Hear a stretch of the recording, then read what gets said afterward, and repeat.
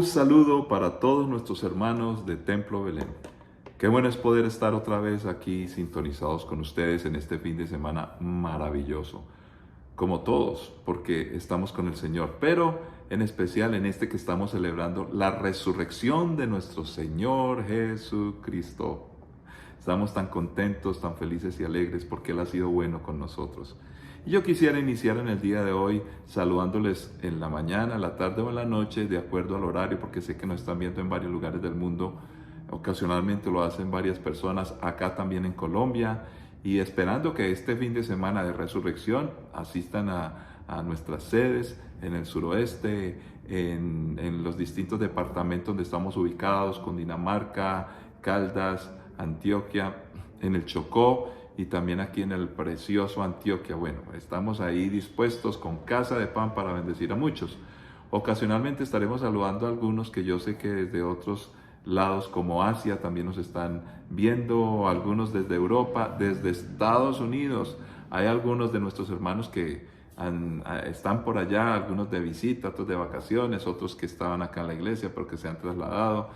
Ustedes saben lo que ocurre en este momento en el mundo, así que esto es normal, somos un mundo más global y por eso hay que aprovecharlo para predicar el Evangelio del Señor Jesucristo. Así que oremos en bendición y vamos a orar, por favor, vamos a orar para que la resurrección toque los corazones de todos aquellos grupos no alcanzados en el mundo que necesitan ver un milagro de parte de Dios, algo sobrenatural que cambie y transforme sus vidas. Así que oremos y pidámosle al Señor que esa obra poderosa de resurrección también le resplandezca a las personas de pueblos no alcanzados. Padre que estás en los cielos, estamos alegres y felices por la convicción que podemos tener desde que encontramos a tu Hijo Jesucristo. Señor, gracias porque tú has sido bueno, porque has sido misericordioso con nosotros. Gracias por cada familia, por cada creyente de Templo Belén. Gracias por todos los que estamos cumpliendo esa magna tarea de ir y predicar el Evangelio a toda criatura. Por eso es que nosotros estamos contentos con nuestros obreros transculturales. Estamos contentos porque sabemos que no solamente te pedimos, oh Dios, que sigas haciendo la obra que estás haciendo. Así no oráramos, tú estás haciendo la obra en los pueblos no alcanzados. Pero la manera en que nos comprometemos, además de la oración, es que estamos enviando, estamos yendo, estamos proclamando tu palabra y respondemos a ese llamado de tu Hijo Jesucristo para que nosotros en buen consejo que recibimos de Él, oremos a ti, oh Padre Celestial, al Señor de la mies, por obreros para la mies. Prepara a muchos que están teniendo un llamado. Toca las vidas y los corazones de los niños, de los jóvenes que están empezando a sentir que tienen un llamado muy específico de parte tuya para que podamos cumplir la magna tarea que nos has encomendado. En el nombre de Cristo Jesús, te pido que sanes, que restaures, que bendigas y que lo que debería ser algo muy común y corriente entre nosotros, que ese poder de tu Santo Espíritu sobrenatural fluya para que las vidas sean tocadas y levantadas. En el nombre de Cristo te lo pedimos. Ahora, Señor, háblanos con tu palabra, porque la necesitamos. En Cristo Jesús. Amén. Muy bien, hoy tenemos un tema precioso, un tema que tiene que ver con la resurrección. Y la resurrección posible y necesaria. Claro que es posible la resurrección y es necesaria. Acabamos justamente de terminar nuestra temporada de musical y teatro que nosotros normalmente estamos compartiendo todas las Semanas Santas y luego en el mes de diciembre. Así que acabamos de terminar, teníamos programadas 3 funciones, pero la demanda fue tal que tuvimos que abrir 2 más. En otras palabras, tuvimos el jueves 2 y el viernes 3 presentaciones. Y gloria a Dios porque fue muy especial y pudimos compartir el mensaje de la obra de nuestro Señor Jesucristo, el cumplidor de promesas. Así que les estamos invitando para que en una próxima nos acompañen, ya sea en Navidad, por supuesto, con nuestras obras de teatro. Pero este fin de semana, como debe ser, asistir a congregarnos con nuestros hermanos, disfrutar la gloria y la gracia de nuestro Dios. Así que ustedes van a poder ver aquí un poquitico, mientras yo he estado hablando, imágenes de las fotos de un poquitico lo que fue nuestra obra de teatro y cómo disfrutamos la presencia del Señor a través del arte, porque Dios lo creó todo en gran manera bueno. Y la acústica, la música, los colores, que entre el mensaje por todos los poros, con dramatismo, con algo de humor, pero también con realismo, que las personas lo puedan sentir. Nunca se olvida. Así que le damos gracias a Dios por los talentos, las capacidades que el Señor nos entregó, y ha sido una bendición compartir. Pero entonces vamos a continuar con nuestra serie, por supuesto, de Semana Santa, donde vamos a dedicarnos al día más importante.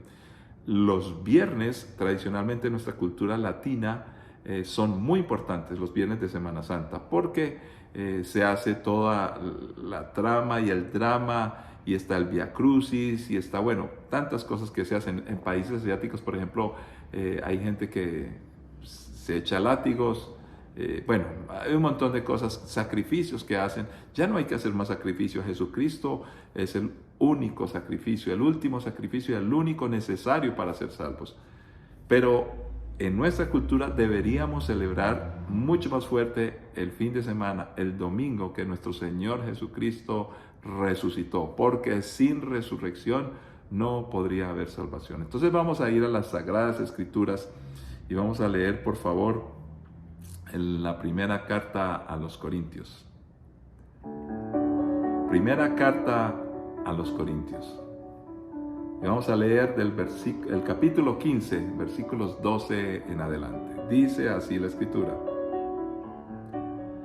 Pero díganme lo siguiente, dado que nosotros predicamos que Cristo se levantó de los muertos. ¿Por qué algunos de ustedes dicen que no habrá resurrección de los muertos? Pues si no hay resurrección de los muertos, entonces Cristo tampoco ha resucitado. Y si Cristo no ha resucitado, entonces toda nuestra predicación es inútil, y la fe de ustedes también es inútil.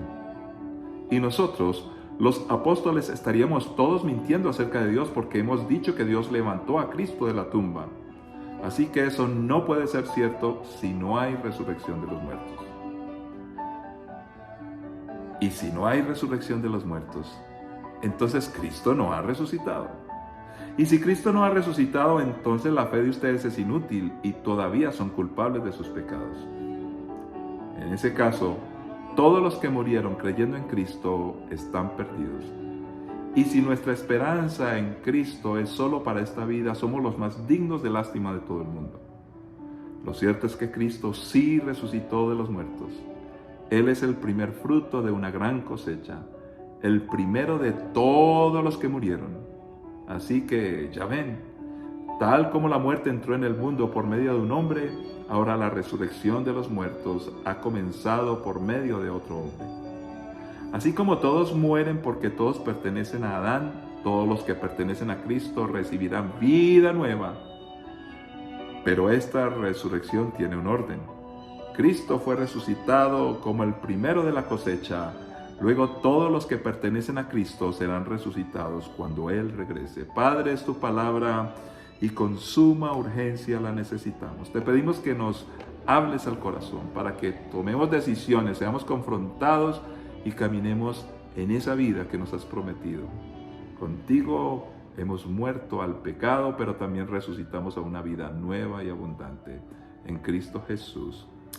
Amén. Aquí definitivamente encontramos un desafío muy grande con este texto, porque pone el dedo en la llaga acerca de la gran pregunta: ¿es posible la resurrección? Ya he compartido este mensaje muchas veces. Cuando digo este mensaje es acerca de la posibilidad de la resurrección, pero tomando distintos textos y descubriendo en algunos que ya habíamos mirado alguna vez, tomando cosas nuevas. La Biblia es insondable y llega a lo más profundo del corazón del hombre. Por eso siempre encontraremos mejores y mayores respuestas cada vez que la escudriñamos. Así que, en primer lugar, empieza hablando el apóstol Pablo que este tema tiene que ver con la predicación esencial del Evangelio. Y eso esencial del Evangelio es que Cristo resucitó de los muertos. Entonces, ¿qué quiere decir esto? Que el Evangelio sin la resurrección no existe, no es posible. Definitivamente no puede haber ningún cambio y transformación. Por eso, de plano, podemos partir diciendo que mucha gente que ve a Jesús como un revolucionario, que nos mostró una gran moral y que nos aconseja el ser justos, o sea, todos esos discursos que tienen que ver con la bondad del mensaje de Jesucristo y que tienen que ver con el consejo del ideal, pues están muy bien. El problema es que si solo se quedan en ello, serían como una linda y bonita teoría aceptable. Pero para que todo eso que Jesús habló se cumpla, es necesario que haya existido la resurrección. Porque se necesita un poder sobrenatural. El hombre ha tratado de cambiar y transformarlo todo de acuerdo a su capacidad, pero no es posible, no es capaz. Entonces, por eso, indiscutiblemente en este pasaje, estamos hablando de hace 2000 años, ya se hace la pregunta, ¿por qué algunos de ustedes, pregunta Pablo, dicen que no habrá resurrección de los muertos? Y debemos de notar que entre esos oyentes había gente que se supone creía en Dios. Tal vez había otros que eran gnósticos o otro tipo de pensamiento, porque el negar a Dios ha sido algo desde siempre, desde que el hombre pecó. Ha habido de alguna u otra manera una forma de alejarse o negar a Dios o ponerle sustitutos, plural, muchos dioses u otros sustitutos, como lo propone el libro de Romanos capítulo 1, donde dice que los hombres prefirieron ser ignorantes y se dedicaron a poner a la misma naturaleza, las piedras, los animales, y en fin, todo lo creado como si fuera Dios. Es una manera de usurpar el nombre de Dios. No hay salvación posible en ello, porque todo lo creado, mire el razonamiento, lo creó Dios para el hombre. En otras palabras, el hombre es la corona de la creación, administramos todo. Por eso, si hay problemas que tienen que ver con la ecología, es por culpa de la mala administración del hombre. Entonces, ¿cómo es posible que nosotros convirtamos en Dios a lo que administramos?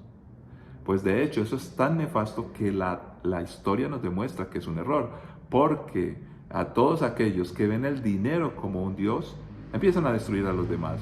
Y cuando el dinero se convierte en nuestro Dios, nos gobierna, nos hace malos y destruimos y acabamos. Nosotros debemos de ser los gobernadores de todo. Entonces no es posible usurpar a Dios con esos pequeños dioses que son las provisiones que precisamente nos quieren pegar. Pero vamos a mirar un poquitico de razón, pero de una razón santificada. No es el racionalismo por el racionalismo, sino utilizar nuestro cerebro, utilizar la inteligencia, utilizar el pensamiento lógico para mirar si es posible la resurrección. ¿Qué tan necesaria es? Pues miremos algunos argumentos que son reales y que existen para todos nosotros, creyentes o no creyentes. Empecemos hablando en términos físicos, que es una de las partes más complejas, porque muchos dicen, ¿cómo es posible si hemos visto millones y millones de personas que se mueren a través de la historia? Y a ver, ¿cómo así que la resurrección?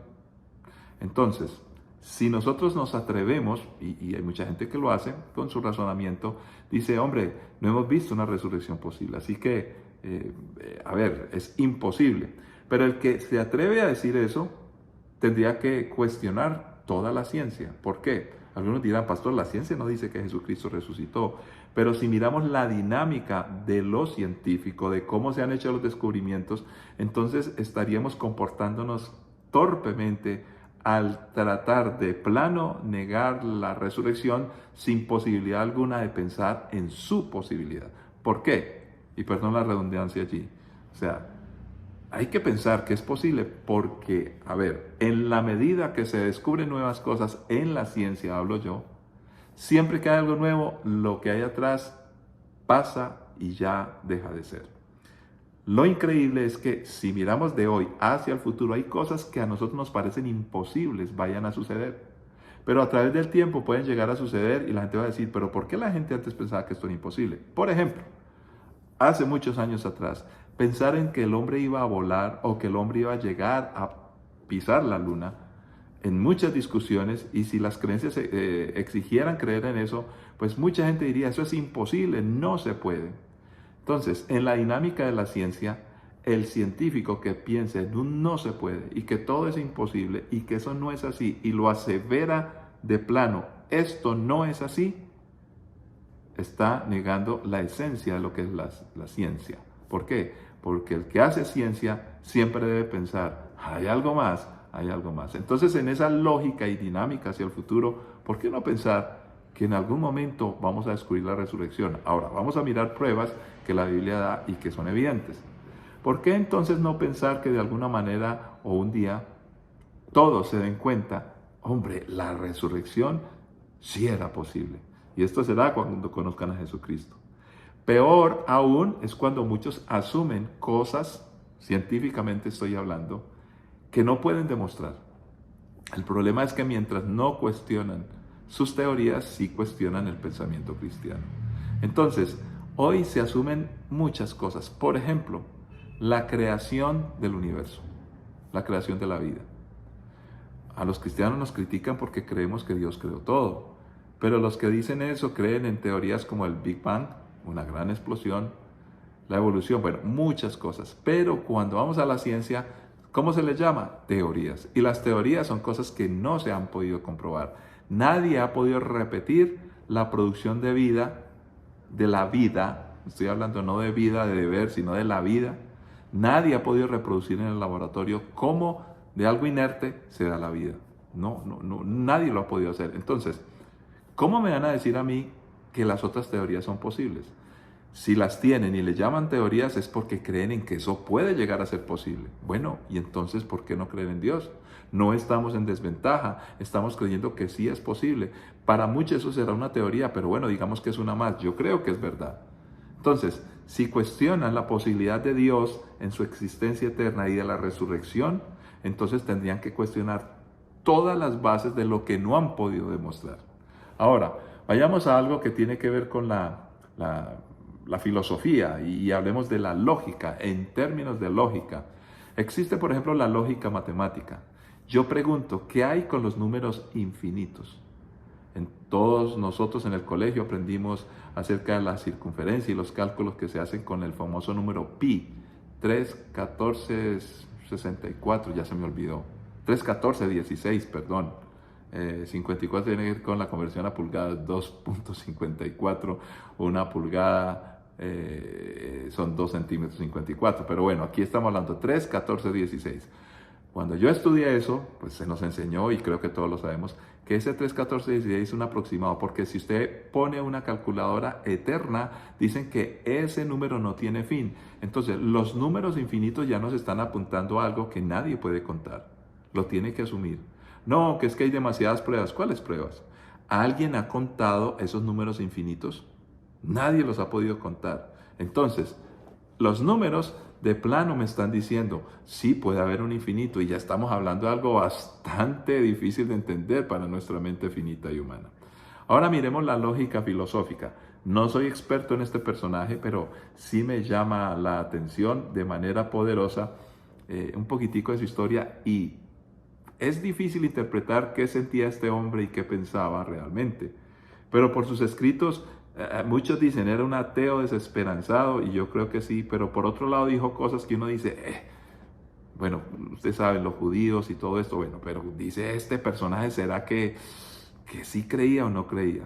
Bueno, solamente contémoslo como anécdota, no vamos a estar criticando a los filósofos ni nada de eso, sino dejemos que la Biblia fluya, pero tomemos esto en cuenta. Friedrich Nietzsche define a un mundo en un estado caótico y de devenir. Y ese devenir tiene que ver con que siempre hay un proceso que se va haciendo y que debe continuar. Hay una dinámica, pero que el mundo está en estado caótico. Y eso nos pone a pensar un poco. Dice el mismo filósofo, aparentemente nada es fijo. O sea, entonces, y cuando habla de un mundo caótico, entonces yo digo, bueno, ¿eso lo produjo él en su pensamiento? ¿O será que se leyó Génesis capítulo 1, donde dice que la tierra estaba desordenada y vacía, y allí se puso el orden? Entonces, cuando escucho esas palabras o leo estos textos de Nietzsche, repito, no soy un nacido lector, pero conozco un poquitico apenas, y no lo estoy defendiendo, no soy un experto, pero en cosas que dijo, pues en cierto sentido hay una oposición a la esperanza. Esto es un desastre, el devenir, las cosas siguen ocurriendo, el mismo proceso, y entonces empiezan a hablar de la negación del ser, pero el ser existe, pero bueno, es complicado. En algunos términos filosóficos, algunos decían, lo que es y lo que no es, no es. Y Federico Nietzsche decía, eso no puede ser así. Entonces, cuando dice que hay caos, la Biblia lo dice. Cuando dice que las cosas cambian, bueno, y entonces no puede cambiar esa idea de que no hay resurrección por decir que sí hay. De hecho, el mismo filósofo, aunque lo hace a modo de crítica, dice, que el crítica dice, entonces es por eso que como no hay una explicación, el hombre recurre al más allá, a la metafísica, para poder llegar a responder algunas preguntas. Ahora bien, si él dice esto, está reconociendo que se necesita un más allá. Y aunque lo diga por crítica, ya está hablando de una posibilidad. Entonces su lógica me está diciendo, entonces no es descabellado creer en Dios. Dios es tan poderoso que cuando estaba en la tumba seguía orando. Y miremos y sigamos con el mismo autor. Algunos dirán, pastor, usted está predicando a Nietzsche. No, estoy hablando de lo que piensa el mundo versus lo que dice la Escritura. Pues esta es una famosa frase de Friedrich Nietzsche y yo voy a leer lo que en muchos libros usted va a encontrar en el contexto y qué más dijo después de esto. Ahí es donde yo digo, Nietzsche tenía una lucha con la idea de Dios. Mire lo que él escribió, más o menos así: Dios ha muerto y Dios sigue muerto. Y nosotros lo hemos matado. No son palabras mías, son de Nietzsche. ¿Cómo podríamos reconfortarnos los asesinos de todos los asesinos? El más santo y el más poderoso que el mundo ha poseído se ha desangrado bajo nuestros cuchillos. Allí está reconociendo que el hombre mató a Cristo. ¿Quién limpiará esta sangre de nosotros? ¿Qué agua nos limpiará? ¿Qué rito expiatorio, qué juegos sagrados deberíamos inventar? ¿No es la grandeza de este hecho demasiado grande para nosotros? ¿Debemos aparecer dignos de ella? Dice el loco. Cuando yo escucho estas palabras, definitivamente esto le tuvo que haber leído la Biblia.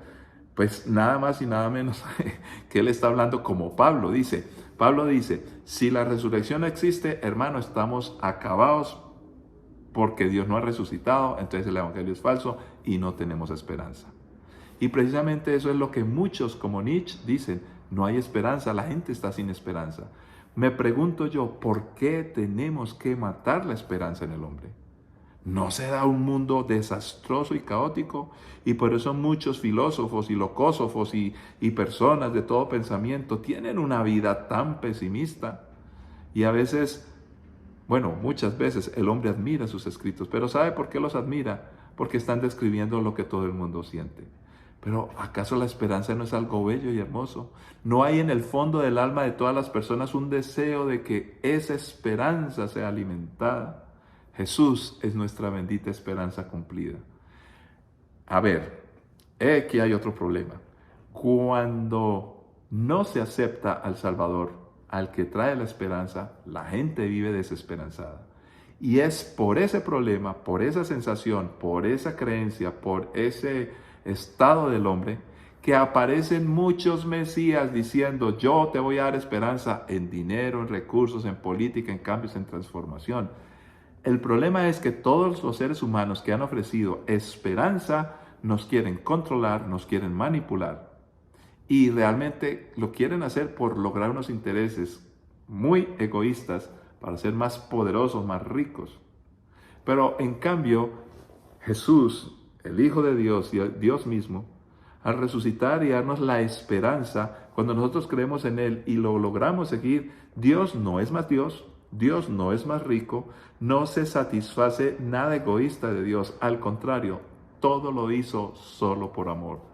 ¿Qué haríamos en este mundo sin amor? Ahora, miremos, ya hablamos lógica y lógica filosófica, en términos espirituales. Si el hombre no acepta la resurrección, entonces todo está perdido. Y cuando hablamos de lo espiritual, hay muchas preguntas que nos podemos hacer. Y cuando hablamos de lo espiritual, entonces decimos, bueno, en realidad hay muchas cosas que sentimos los seres humanos cotidianamente. ¿Por qué nos enamoramos?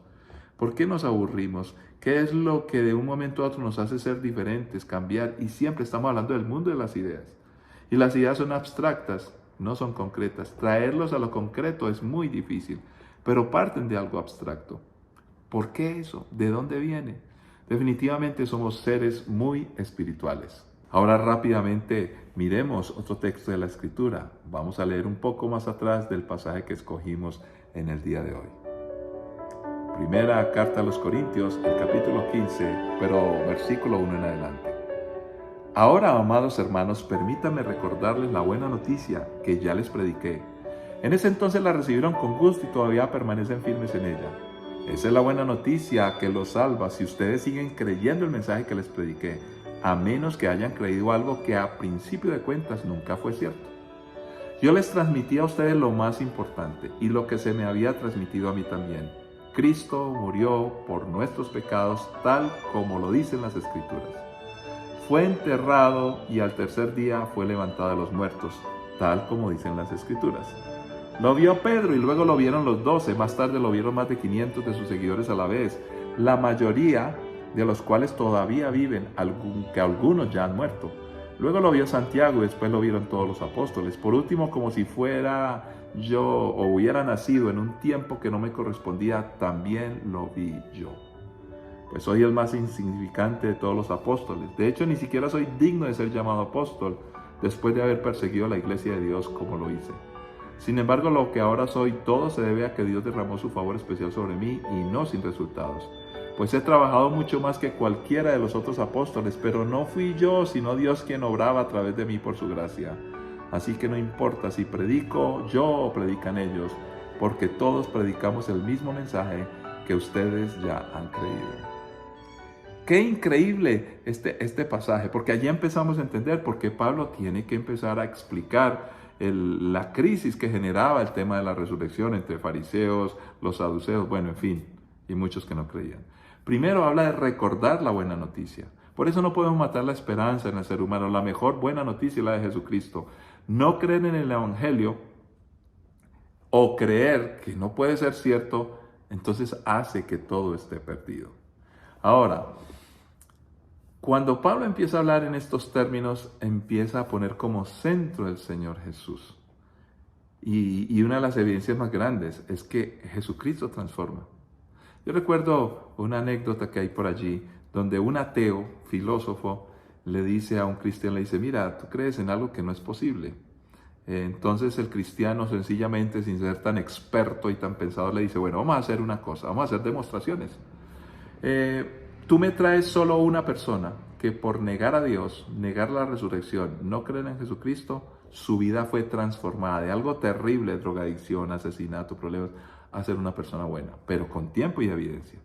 Y le dice el cristiano, y yo sin tanta arenga y tanta cosa, yo te voy a traer 100 que no creían en Dios, vivían una vida desordenada, desastrosa, y por creer en Jesucristo en el Evangelio, su vida fue transformada. Ahí está. Ahora, ¿quién puede discutir eso? Mucha gente me ha hecho a mí intelectuales, no, pero es que hay muchas maneras de explicarlo desde la ciencia. Y le digo, si usted sabe cómo cambiar al ser humano desde la ciencia, ¿por qué no monta un negocio con toda la ciencia y lo que sabe y su explicación y se vuelve millonario? La resurrección es la evidencia. Y por favor, vamos a leer de nuevo la Escritura, que es lo mejor y lo mayor que nos pueda pasar a todos nosotros.